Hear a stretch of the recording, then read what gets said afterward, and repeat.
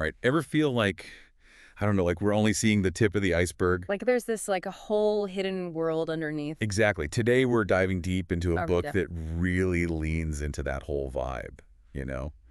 Behold a Pale Horse. By William Cooper. William Cooper, Yeah. ex-Navy officer turned, well, conspiracy theorist. Published back in 91, this book, oh man, it's been a huge E in the conspiracy world. Super controversial too, though. Oh yeah, for sure. So what are we doing today? We're going to unpack the big claim, Yeah, right? we'll hit the core stuff. But also, we want to give you the tools to, like, think about it all critically. Like what holds up, what doesn't. You decide. Exactly, it's a journey. Okay, so Cooper, right off the bat, he jumps into secret societies. Oh yeah, he goes there. Freemasons, Illuminati, all that. Well. Pulling the strings, you know. World governments, everything's connected. Working towards, the New World Order. The New World Order, it's like, I don't know, it really captures people, doesn't it? Oh, absolutely. It's this idea, it's been around forever, right? This small, powerful group secretly controlling everything. It plays on our fears. It gives us an easy answer. But historically, a lot of these theories have been linked to some pretty harmful stereotypes, anti-Semitism especially. We'll see that later with some of the sources Cooper uses too. Right, right. And it doesn't stop there, right? Cooper's saying these groups, they're orchestrating everything, wars, economic collapses, you name it. Yeah, like every major event, there's this hidden hand. It makes you look at the news differently, huh? Like, what's really going on? Well, that's the question, right? But from a historical perspective, I mean, to say it's all down to one group, it's just too simple. The world is way more complex than that. Okay, but hold on, because now we're going full sci-fi. Buckle up. UFOs, government cover-ups, alien pacts. We're talking Roswell, Area 51, the works. This is where it gets juicy. It's definitely where it gets exciting for a lot of people. Right. UFOs, aliens. Who doesn't love that stuff? It's compelling. And Cooper, he doesn't hold back. Government cover-ups, secret agreements with aliens. He even throws in some leaked documents as proof. Leaked documents, huh? Gotta love those. Yeah, but gotta say, their authenticity, highly debated. That's usually how it goes. Right, like Roswell, for example. Right. Classic UFO lore. But a perfect example of how, when information's scarce, conspiracies thrive. Makes you wonder, right? What if they are out there? What if the government IS hiding something? Okay, back to Earth now, and things are about to get a little creepy. Oh yeah, here we go. Mind control. Cooper dives headfirst into this. Talks about MKUltra, the CIA program, which, okay, it was real. It was a real program, but nothing like what Cooper described. Right, right. So MKUltra, they were experimenting with mind control, but it wasn't this massive, all-powerful force that Cooper makes it out to be. Yeah. It got shut down. And there's no evidence that those techniques are being used, like, on everyone today. But Cooper doesn't stop there. He takes this mind control idea further, saying governments use media, even education, to manipulate us. It's kind of like we're all in the Truman Show, right?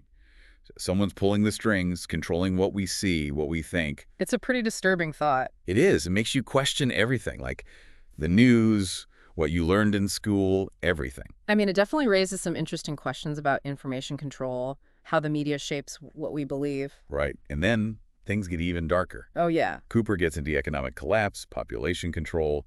Governments, he says, they intentionally create crises, keep us dependent, and then diseases. He suggests they're spread on purpose to, control how many people there are. Wow. That's a heavy accusation. It's getting pretty intense, right? Yeah. I mean, there are real concerns about economic manipulation for sure. And public health measures, those can be controversial too. But to say it's all part of some grand conspiracy, that's a huge leap. You need some serious evidence for that. And Cooper, well, he doesn't really provide it. It's like there's a kernel of truth, right?